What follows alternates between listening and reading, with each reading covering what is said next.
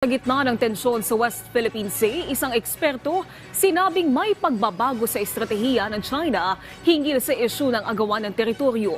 Ito ay ang information warfare na pantapat nila sa transparency strategy ng Pilipinas. Ang sentro ng balita mula kay Bea Bernardo.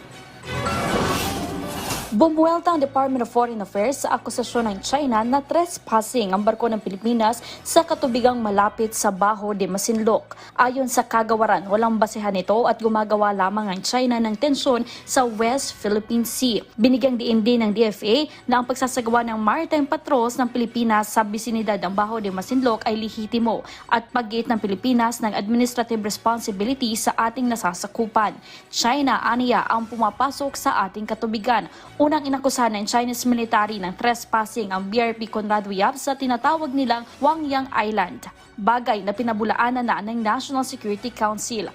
Para naman sa isang eksperto, gumagamit ngayon ng China ng information warfare laban sa Pilipinas. Gusto nilang mapunta sa kanila yung simpatya ng mundo, gusto nilang palabasin na sa mundo na sila yung inaagrabyado para nga ma-recapture nila yung initiative, no? Yan ginagawa nila, pinapalakas nila yung boses nila at saka yung pagbabaluktot nila sa katotohanan. Ito aniya ay posibleng aksyon ng China sa transparency strategy na pinapairal ng Pilipinas sa tuwing may agresibong aksyon ng kanilang barko sa rehiyon. Tinawag naman ng Armed Forces of the Philippines na insulto ang sinabi ng China na influensya ng Estados Unidos ang stratehiyang ginagawa ng Pilipinas. Giit ni AFP spokesperson Colonel Medel Aguilar, malayang bansa ang Pilipinas na may sariling foreign policy. Sabi pa ni Aguilar, posibleng nasasaktan na ang China dahil nakikita ng international community ang kanilang agresibong aksyon.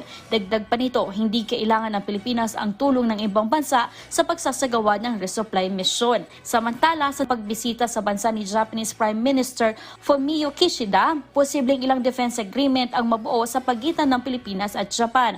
Magugunit ang ilan sa mga kinukonsidera na kooperasyon sa pagitan ng dalawang bansa ay ang pagbuo ng Visiting Forces Agreement. Sabi ni Batong Bakal, maganda rin kung magkakaroon ng joint patrols kasama ang Japan at iba pang bansa. Dapat lang na makipagtulungan tayo hindi lang sa Japan at kundi sa iba pang bansa na maaring maapektuhan itong pagkamkam ng China sa buong South China Sea at sa kasama na yung West Philippine Sea. Bea Bernardo para sa Bayan.